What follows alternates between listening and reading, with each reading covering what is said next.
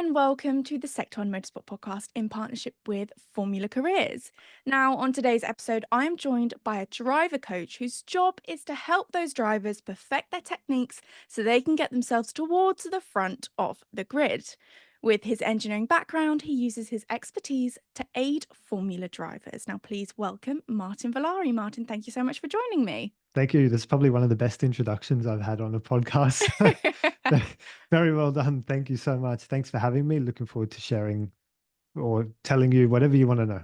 So I know I've given you an introduction there, but it's always great to hear you kind of explain who you are, what you do in your own words. So would you be able to introduce yourself for us? Yeah, absolutely. So my name's Martin. I got an engineering background, like you said.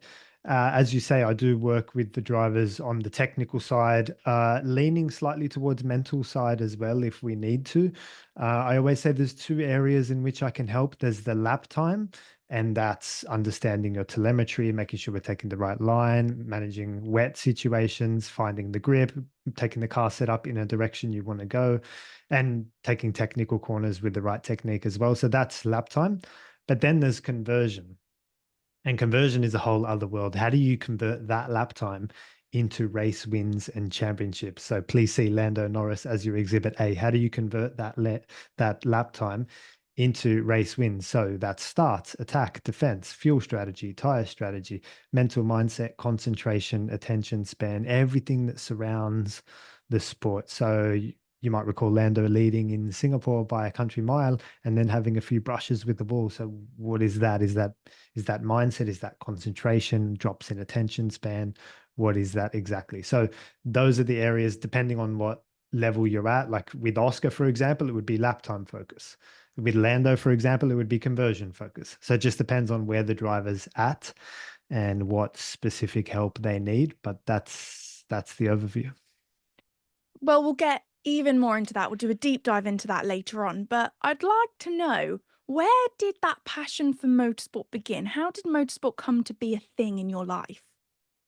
Yeah, that's a good question. I haven't been asked before. So I'm born in Australia, in Sydney, Australia. My grandparents were all from Italy, and you guessed it, young Italian boy in an Italian family.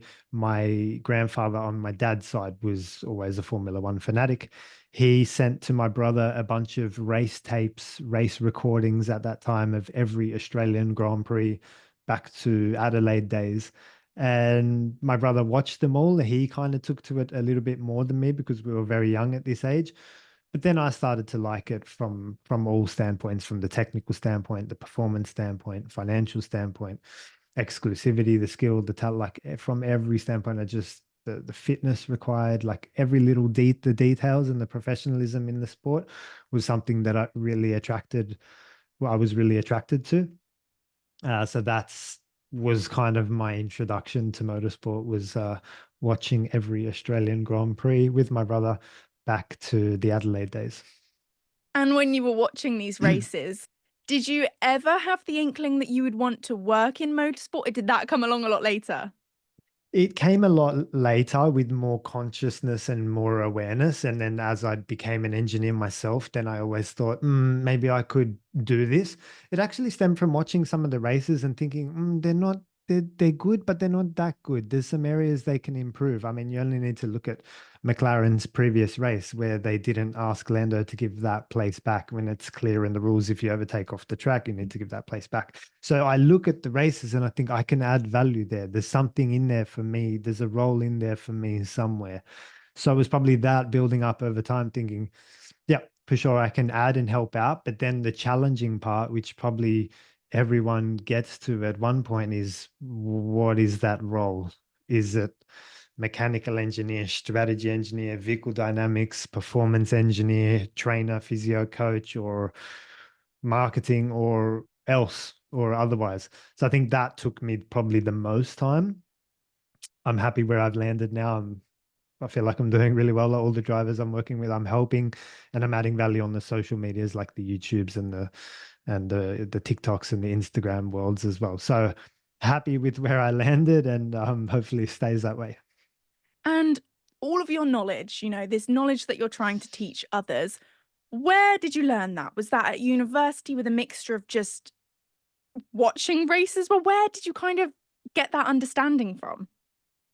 Honestly, it's just experience and having a background in sim racing myself as well. If I could give you an example, I'll be watching a qualifying session. I don't know, let's say it's Suzuka with my girlfriend, and the TV camera will cut to a shot of someone in the wall at spoon curve. And before we know what's happened, I'll say to my girlfriend, for sure, he's put the right rear on the grass on the entry to spoon, for example. And then she's like, "Are you sure? How do you know?" I'm like, "Trust me." So then they cut to the replay of the car. Sure enough, on the entry, right rear on the grass in the wall.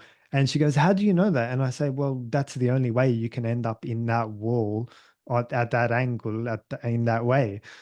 She's like, "How do you know?" I was like, "Well, it's happened to me a few times in the sim as well." Like, so it's just a combination of experiences and understanding. I think a lot of people would have that experience, but I think something I can do really well is learn. I will not make the same mistake twice. I don't need to see the same thing twice in order for it to stick.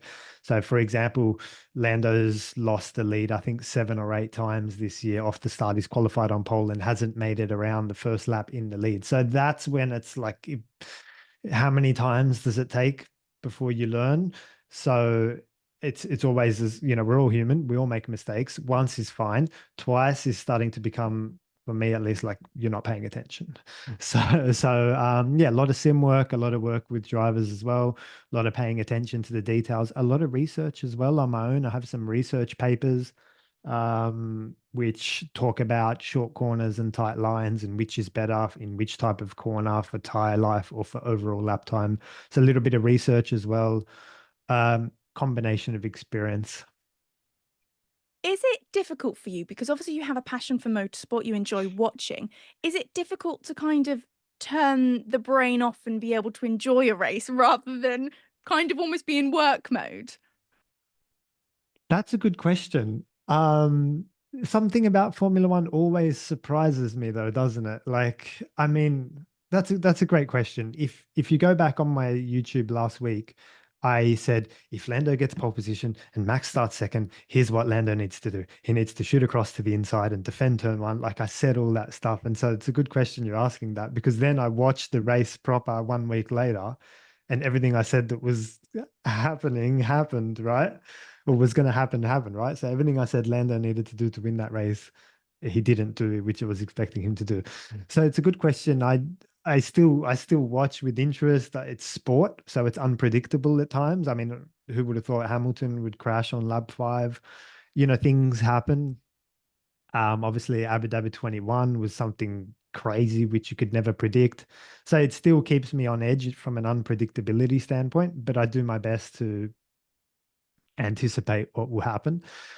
Can I switch off fully? Not really, but I think that's part of the enjoyment is watching the guys go through their technique and can they deal with the challenges in front of them. And like when Lando got all those flags in Baku, he got a flashing white which then went out, and then a flashing yellow which then went green. Like that sort of thing it's difficult to prepare for. So there are always situations which keeps me on my toes, which then I'll add into one of my programs, or I'll have to update something or send a message out to my drivers on WhatsApp like, "Hey, did you see this? This is something we haven't seen before, so be careful of that." Stuff like that. So we know you came from an engineering background, but how was that transition made? How did you know driver coaching is where your interests truly lied? You're asking fantastic questions. I haven't been asked this before. So these are great questions. So thank you. I'm enjoying this. Well, I wanted to have some sort of role, engineering role, put it that way, in motorsport. So I was looking at all of the options, and there was like I listed before, vehicle dynamics, aerodynamics, strategy, mechatronics, electrical. Like there's a plethora of spots. So I joined the local Formula 3 team at that time, and we had two existing engineers there already. So Dave and Chris, and then myself. So I was the third one, and they were excellent. And like I don't want to underestimate. I can't begin to explain how good they were. They were across the roll centers, the dampening. They had all these Excel sheets to calculate the different loads on the tires, and I was thinking, Jesus, like, what am I doing here?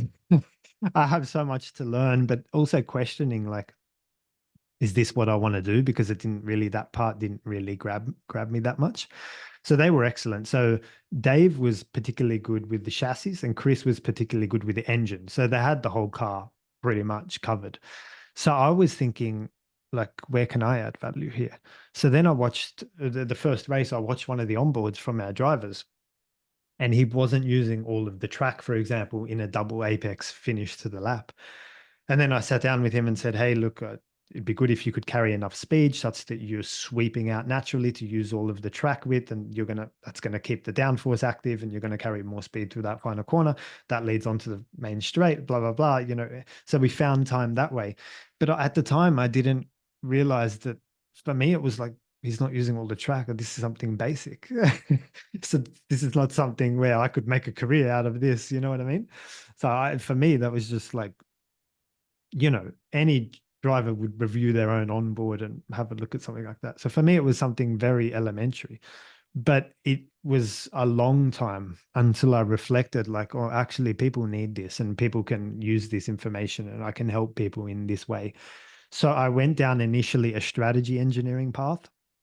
I came very close to a role with Red Bull, having developed my own race strategy simulation software.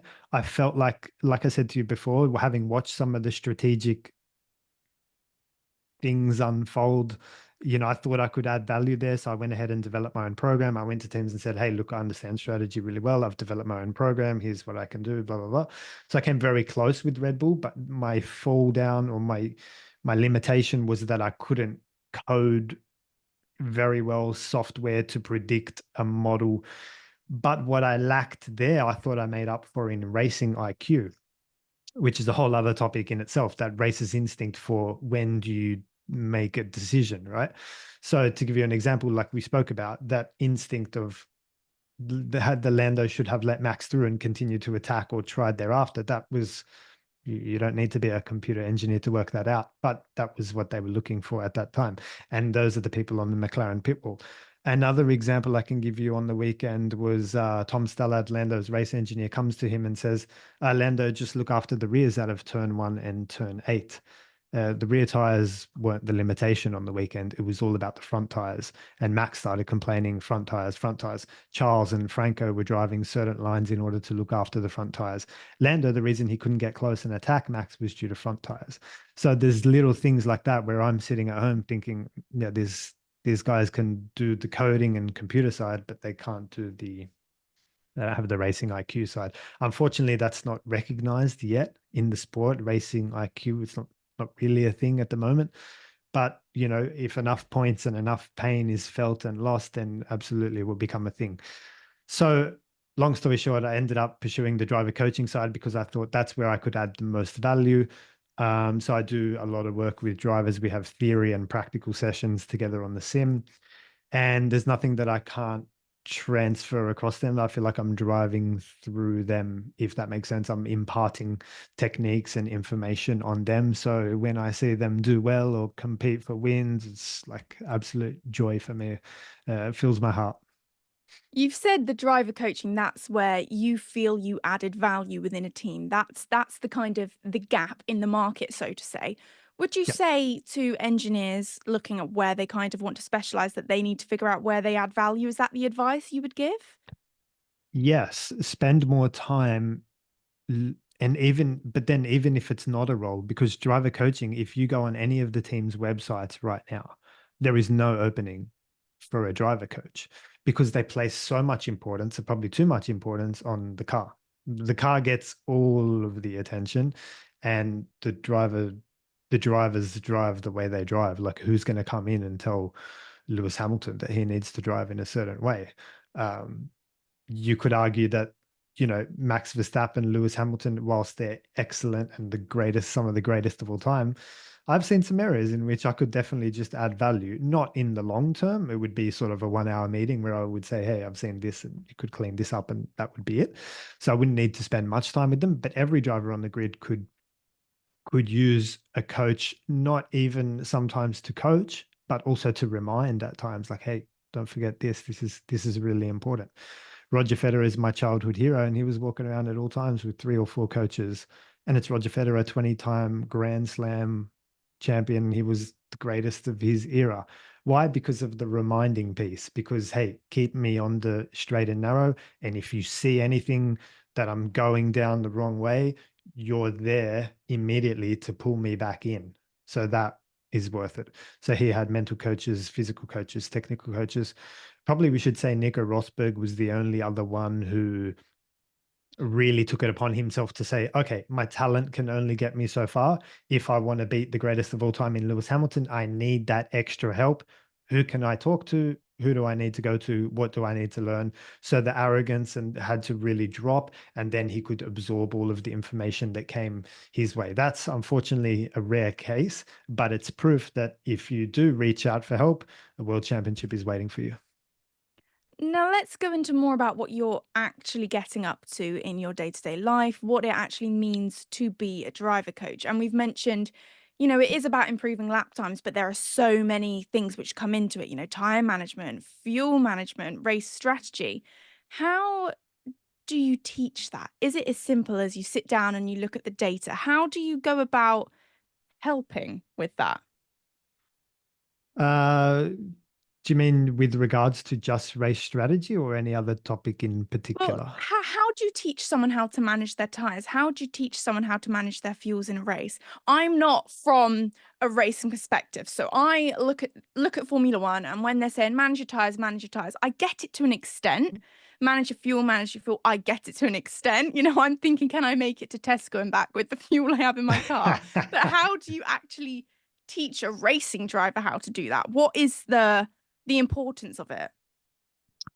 Well, it's through explanation, demonstration, and the mechanics of how it works. So let's talk about it. Let's talk about fuel strategy, for example.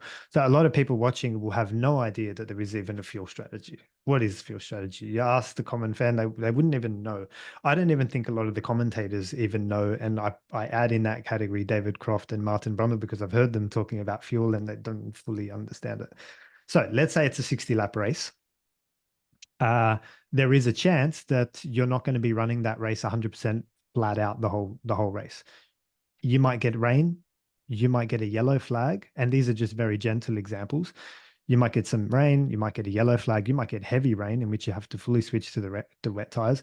You might get double yellows, but then you might get virtual safety cars or safety cars, or you might be in traffic where you can't pass the car in front because it's just impossible to pass. So you're going to be using less fuel than what you should be using. There will be a situation at some point in the race where you're not going flat out for whatever reason.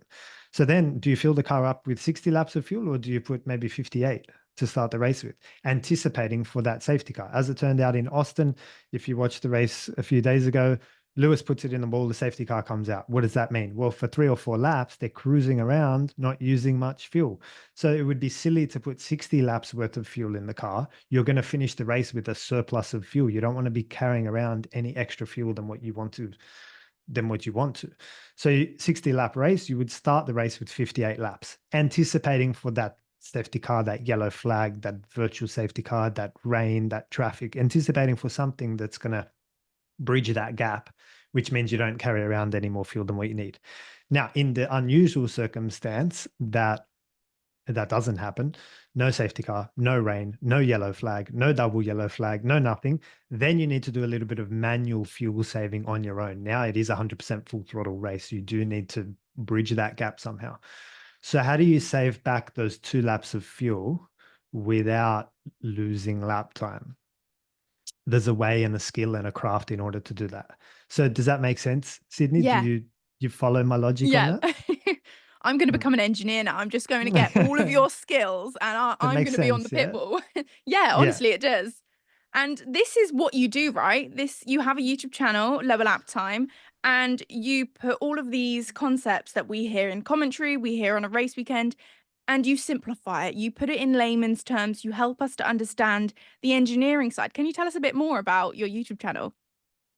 It's something I'm trying to grow as much as possible in order to get exposure and ultimately go where I want to go. Ultimately, where I want to go is that a Formula One team looks at me or finds me on YouTube or LinkedIn or on some social media and sees that I've pointed out something important, something technical, and says, we need this guy, like get him in straight away. That would be my dream, and that's what I'm trying to do. So through my YouTube, I'm literally just trying to add as much value as possible. One of the things I spotted, which I posted this morning, I'm not sure if you saw it, was the difference in line between Franco Colapinto and Lando Norris, and what it meant for tire wear, and what it meant for Lando as for why he couldn't attack Max and get fully alongside Max the way he wanted to. So everyone was looking down the back straight at the DRS. And I'm like, hang on, let's go back a few corners. What's happening there? Because that's where you need to look for the once those corners flow through, then the result is what you see down the straight, down the attack. So everyone's looking at the move and the defense and the incident and did he go off and hand the place back. But I'm like, if you had have done this a few corners earlier, it would have got you closer and it would have been an easier job when the time came. So it's little things like that. It's all in the details. You just need to have an eye for what's happening. So I talk about different lines, and in this particular case, in turn 8, I think he was taking too wide of a line and asking too much of the front tires. We spoke about the front tires again. And this is probably due to misinformation from the pit wall coming, hey, you need to look after your rears. If I was there, it would have been all about the fronts. So again, that's the difference. So too much front load due to the line. You've got the aero wash from Max Verstappen. That's all that dirty, turbulent air coming off that Red Bull that Lando has to drive through. If you can drive in a line that just offsets and gets you in and through that air. Obviously, you can't see it, but you can feel it. You need to know where that is. And that gets you closer to max. Bang, you can use the slipstream and the DRS and the battery and all your tools to do the job thereafter. But it was that change, that detail that I was looking for. Anyway, Franco was taking that line that I was looking for. So I thought I'd call that out and say, therefore, that Franco has something unique, something special, some sort of coaching or some idea of what to do that maybe Lando didn't have at that point in that time. I'm curious, if I'm a driver, right? I'm in my kind of Formula 3, British Formula 3 stage of my career. I'm coming to you and I say, Martin, I need your help. My lap times, I'm not where I want to be.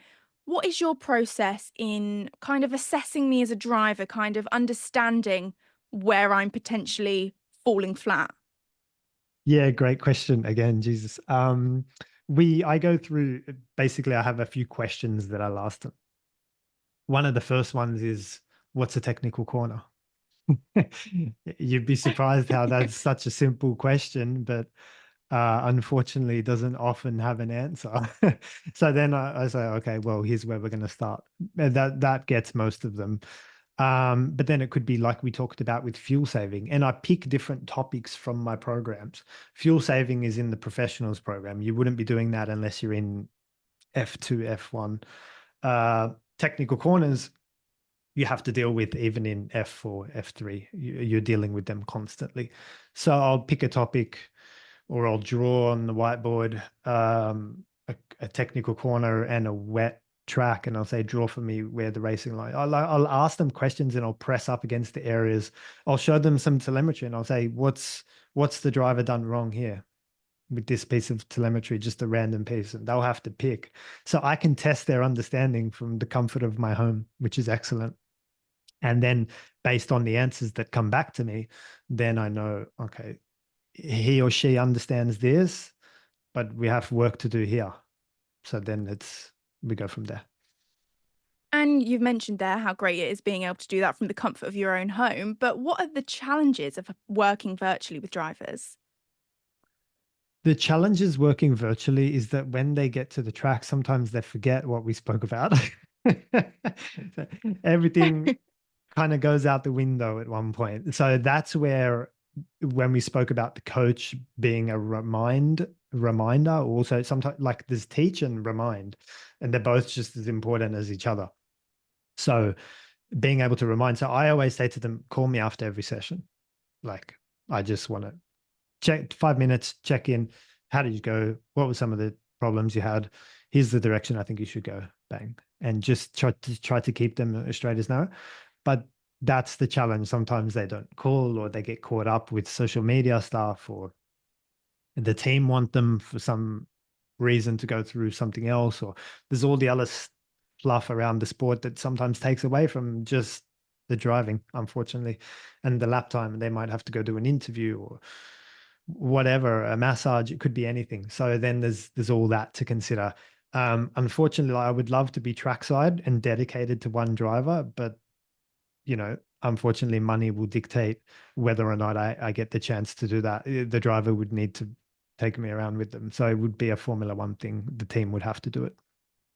Do you think roles will open up like that soon? Someone is going to realize how important and how beneficial it can be to have someone like you just sat in the garage helping the driver out.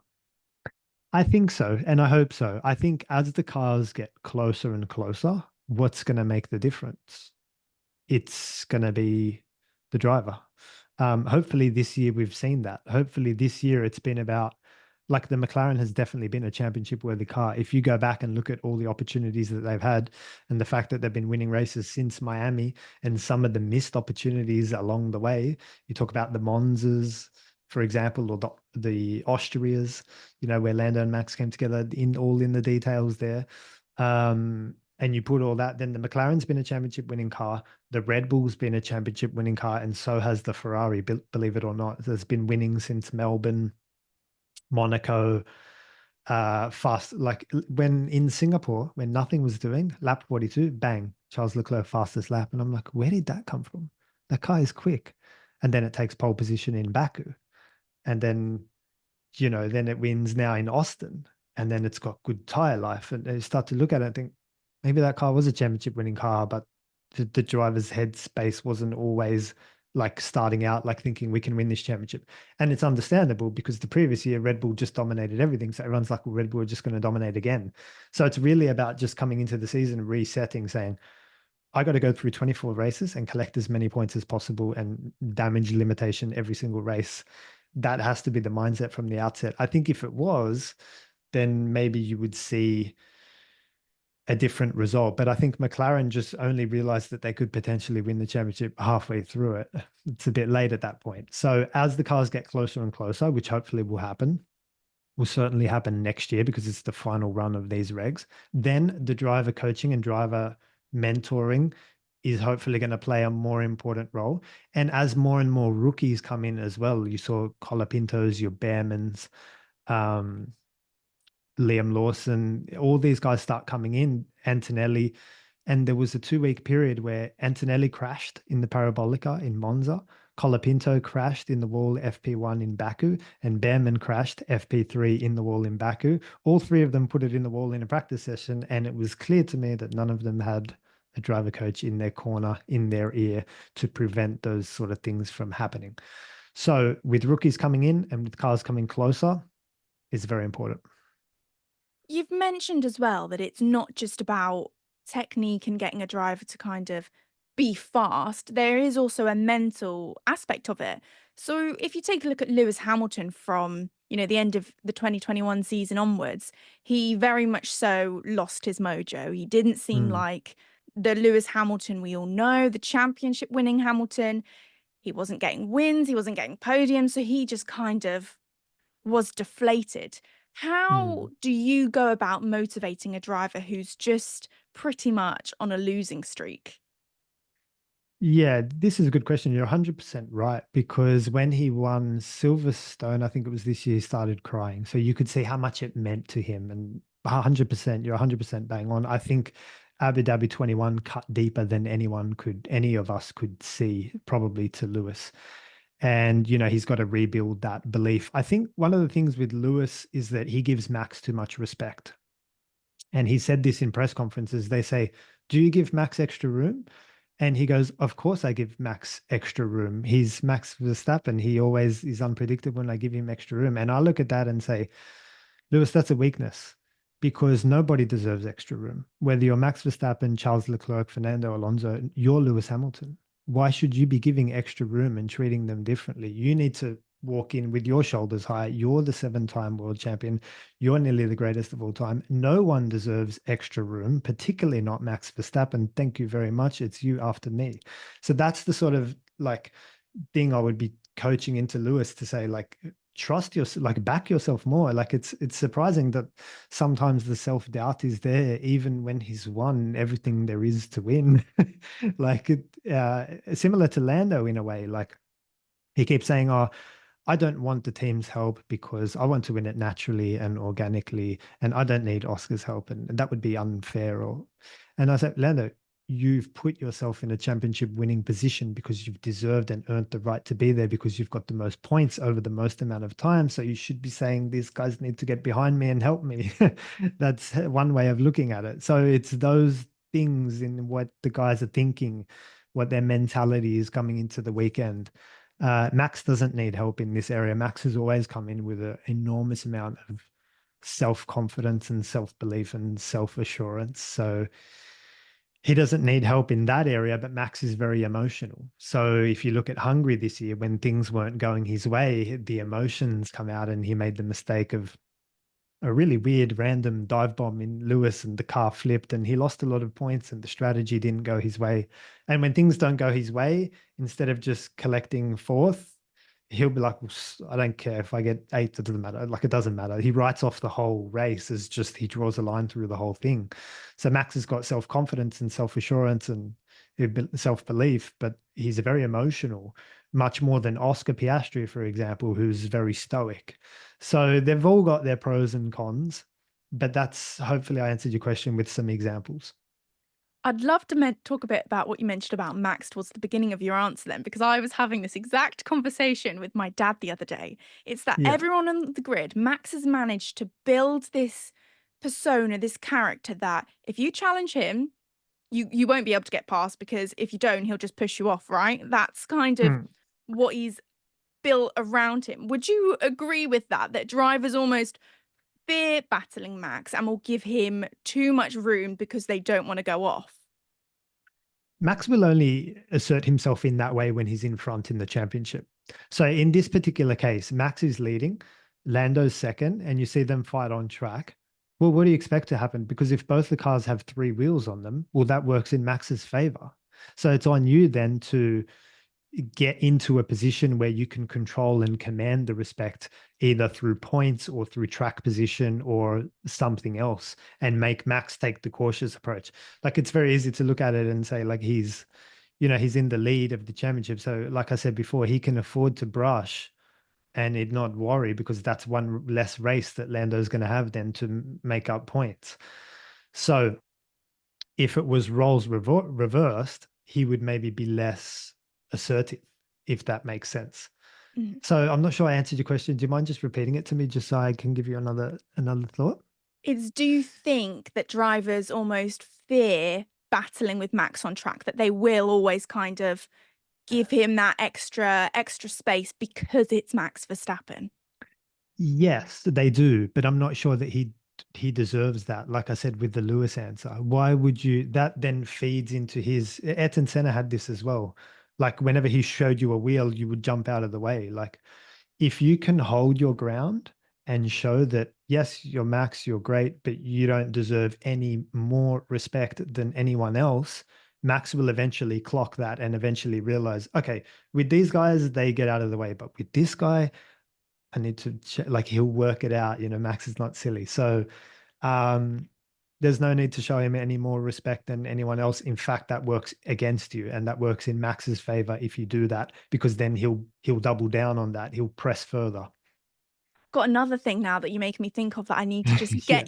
get your take on, and it's that so everyone knows that the FIA haven't been very consistent lately with Mm, penalising drivers for what they do, and a lot of the time Max Verstappen gets the brunt of it, right? Everyone's like, "Oh, Max Verstappen gets away with anything. He can do whatever he wants. No one cares."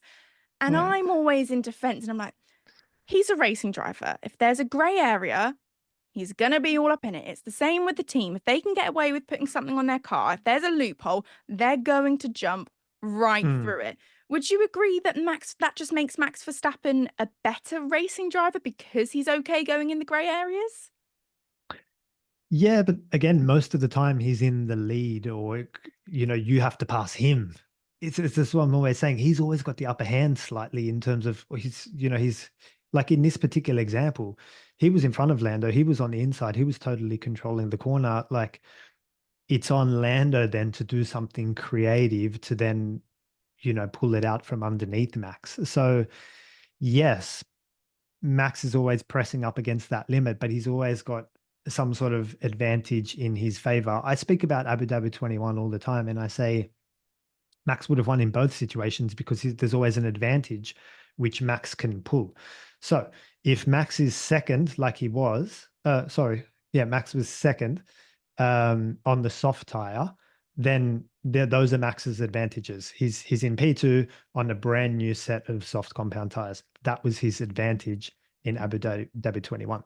But if you gave him Lewis's position, there's a few things that you need to hand over to Max. Ability to control the restart, 1 lap to go, no DRS on the first lap of the safety car. You've got to hand him all these other advantages. And because Max's racecraft's so good, he actually wins and converts in any situation, in my opinion, because it wasn't an assessment in anything other than racecraft. So you're either going to hand him the soft tire and 1 lap to go, or you're going to hand him ability to control the restart, 1 lap to go, no DRS, and the faster car. You've got to hand him that as well. So he's always got an advantage in which he will maximize and play with and play for. So he's just pulling at all of the tools and things that he has to demonstrate and show off his racecraft. And if you're going to go out around the outside, I'll do this. If you're going to go up the inside, well, then I'll do this. So he's always got like an answer for it. So you just have to be more creative, and probably unpredictable would be the other thing as well. Like in the Lando example, maybe he could have dummied him. We spoke about potentially doing something different in turn 8 in order to get a bit closer, the way you manage your battery. Yeah, you need to sit down and look at the track map probably before the race and plan out how this is going to work exactly. But there's always a car width up the inside.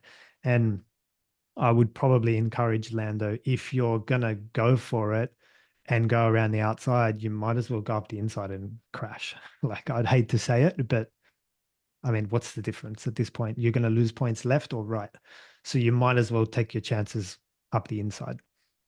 And my last question on real life examples we've had in Formula One lately is Lando Norris has obviously been in a position where he's managed to get pole positions this season. And unfortunately, he's not really been able to convert that into leading the actual race.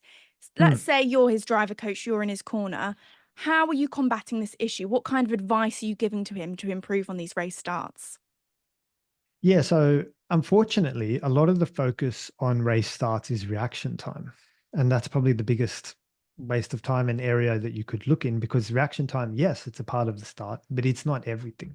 Reaction time is the one for Instagram where you're pushing the buttons and everything looks like you're a superstar, right?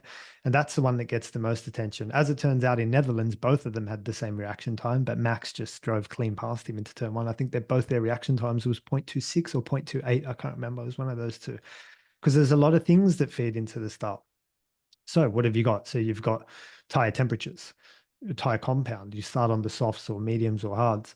Which side of the track you're on? You're on the inside, the dirty side, the outside, the clean side. How many revs you put down, how you release the throttle, release the clutch, your throttle mapping, your clutch mapping. That is how these items get engaged. And then your reaction time as well. So there's all these things around it, and you need to find those perfect positions on those items, like perfect tire temperatures, and making sure your box is clean and practicing your starts and the right revs and all that jazz. And then if you're Lando and you're on pole, you've just got to shoot across and cover the inside as soon as possible. So when Max goes forward into that space, you're there already. He has no choice but to go around the outside. So you've got to ask him the question, are you going to go around the outside of me or not? Because unfortunately, Max always finds a way to sneak up the inside, doesn't he? So you've got to make sure that that door is closed, because if you give Max an inch, he will take a mile. So the solution is don't give him that inch. So there's those things, right? You just need to be mindful. But Lando's lost the lead due to a few different reasons, and that's the thing. Every race, it's something different. This one, it was the clutch. This one, it was Max got up the inside. This one, it was tire temperatures. It's always something. So more work just has to be done. The harder you work, the luckier you get. Do you think it's also a pressure thing? He's finally got a championship in shot. It's kind of a win is within reach. Do you think it's a pressure thing of being at the front and then kind of almost you said it before, forgetting the advice that you've been given. Yes, yes, it's a pressure thing where they're athletes performing at the highest level on the world stage with millions of people breathing down their neck at the grandstands. And then you've got people like me on YouTube saying, if you had have done this and this, you've got extra pressure from everyone. Of course, there's pressure, but it's part of your job as an athlete is to withstand pressure. It's no different to match point, you know what I mean, in tennis, or like it's just part of your job. So yes, there is additional pressure. He might need to lose a championship before he wins one. Sometimes you need to like Nico Rosberg, he had to lose 14 and 15 before he said, you know what, like I've won races and everything, I'm happy, but I'm ready now to sacrifice for a championship, because that's what it's about. When drivers come to me, I ask them three questions. What do you want? How badly do you want it? And how much are you willing to suffer for it? Because that's the key part, and it involves an element of sacrifice. You might not get to see your family for a year. You might not get to eat the foods you want to eat. You might not get to race with your friends on the sim, or so some things need to be chopped, right? For you to fully turn over all the stones that you need to turn. So he might need to just go through that process. He's still 24. He's still very young. We put a lot of pressure on him, but when I was 24, I was, I was an idiot compared to what he's doing now. So I have great respect for him and his lap time. He might just need a bit of time before he works it out and says, winning races has been great, but I'm ready now. I'm ready for a championship. And in your opinion, what kind of driver skills are essential to be a championship winning driver? What do you need to have 100% you were amazing at? What skills are we talking? There's this kind of magic where you can deal with any situation that is thrown your way, because sport is unpredictable, but it always seems to be the case that the champions always find a way and the best drivers always find a way. We spoke about this in Abu Dhabi 21. Like you give Max the soft tire and P2, he wins. You give him ability to control the restart and one lap to go and no DRS, he wins, because champions find a way. So it doesn't matter what they're dealt with. So it's that ability to be dynamic and be flexible and be adaptive and be creative and find creative solutions when you're presented with different problems, right? Uh, Recall Baku 2016 when Nico and Lewis, they had that issue. I'm not sure if you remember, with the engine, and it was went into a certain mode. And then at that time, team information or team radio was not allowed. So the drivers had to work it out themselves. So they signed up for a motor race and they got given an assessment in how to reset their engine.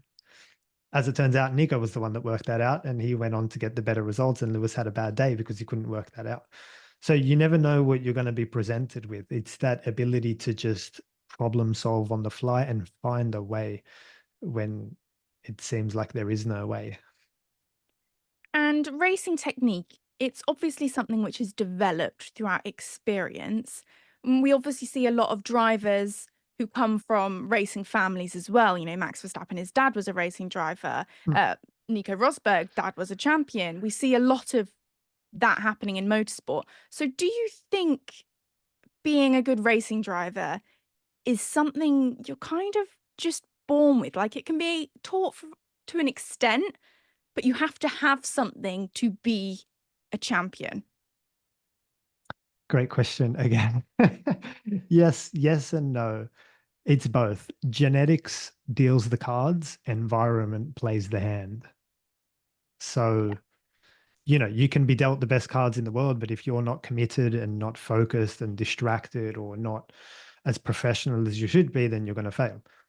Conversely, if you haven't been dealt the best natural talent, like we discussed with Nico Rosberg versus Lewis Hamilton, but you work your backside off and you turn over every single stone you need to turn over, and you're as professional and as dedicated as you can be, you can find success that way.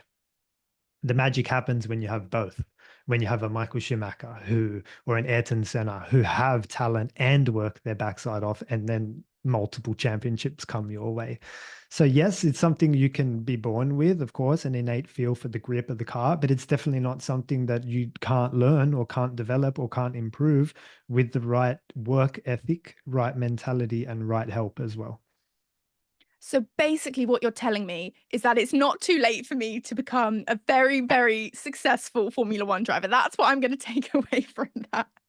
It's not too late. Some of my programs are 6 or 7 weeks. So you'd be amazed how far you could go in that time if you had a simulator set up and we did some work together. It's not too late. I want to talk about how someone can get to do what you get to do. So, for someone looking to become a driver coach, they think that's something they're interested in. What skills, what qualifications do you think would benefit someone looking to get into that role? It's not easy. It's not straightforward. You really need to be able to have an answer for everything that's happening out there based on significant experience. It'd be very unusual to see a 18-year-old driver coach who hasn't seen or doesn't have the answers. I really feel like it's something that comes with time. Rob Wilson is one of the great driver coaches, and he's, I don't want to say how old he is, but he's next generation old. And some of the things he teaches are absolutely true and relevant and still hold true today. They're more vehicle dynamics principles, but now things have moved on and there's more that you need to worry about. There's crazy amounts of downforce and all these buttons on the wheel that we spoke about, and ability to control the engine braking and the differential and the battery, things that Rob didn't have at that time, or fuel strategy, which wasn't a thing back then, which we spoke about on this show already. So you need to just, it comes with time. And I'd say it's not something that you would have to rush into. You need to do a lot of research as well. And probably the best way would be to align yourself with an existing driver coach and have them teach you what they know and then go up that way. Knowing how to make a racing driver better is one thing, and teaching is a whole other thing as well. You've got to True. have bucket loads of patience. I couldn't work with kids because I don't have any of that. Teaching is a skill in itself. How have you managed to become a good teacher? Where have you learnt those skills? True, very true. I guess when someone explains something to me, I wish they explained it in a way that was just clear, that just cut out the fluff and just so I could understand what I need to understand. So I need to have a great amount of empathy for the person, sometimes the young boy or girl that I'm coaching, who could be 16, 17. They might not have the understanding that I have. So I need to break it down to them and like build on principles. So a lot of my coaching is about principles, like what is downforce and how does it work? So, as the car goes through the air, then downforce gets generated. So something that builds with speed. So then when it's fully active at 300 kilometers, you're going to drive in this way. And when it's not active and you're driving through a hairpin, like Japanese hairpin or Chinese hairpin, and downforce is not active, it's at 60 kilometers per hour. Well, you need to understand that and drive in this way. It's just about like the principles, I think, is the most important thing. Once people understand the principles, like how to use the tools, then you can be creative. It's like picking up any set of tools that, like how to change a tire or a hammer or something. This is what it does and how it's used, but you could use it then in any creative way once you know how to hold it or how to use it or how to sharpen it. Or so I try to teach principles and communicate in a way that I would like to be spoken to so that it makes sense for me. Hopefully, it makes sense to someone else as well. And what's the end goal for you? When will you be fully satisfied with where you're at in life, with your career aspect? Like I said before, I'd like for a team to say, okay, fantastically knowledgeable person, which we could obviously use given, the past few races that we've seen McLaren, Ferrari, Red Bull go through, someone that could support a rookie like we spoke about coming in, or the likes of Franco or Kimi Antonelli. I think it's fantastic that you bring these kids in and give them an opportunity, but you've got to bring the brains, you've got to bring the mentor, you've got to bring the experience with them, you've got to bring someone that with them that has to nurture that talent as well. So I would hope that someone would see that and then give an opportunity that way. And the end goal, you'd see me on the grid working with someone like Franco, for example. That would be a dream. Amazing. Well, we've got our fingers crossed for you. Fingers crossed. And to round up our time together today, Martin, what advice would you give to people listening who have heard all of what you've just said and been like, yes, that is for me. I want to be this guy. What advice would you give to those people? So, like someone that wants to be a driver coach, Yeah. Yeah. Yeah, like I said, you would have to reach out to an existing driver coach and try to mirror them and have them as your mentor and learn from them. So reach out to me, reach out to other driver coaches, and put forward your case as to why we should work together. And then, obviously you've got to put effort in yourself. Like when I was going for the strategy engineering role, I developed my own race strategy simulation software. So here's what I've developed. Here's me as a package rather than, oh, hey, that sounds interesting. I'd like to work with you. You also have to do the hard work, like we spoke about. So you've got to increase your chances of being seen or being accepted by doing the work yourself as well. So reach out to as many people as you can, including myself, and get in touch and try to learn and be a sponge.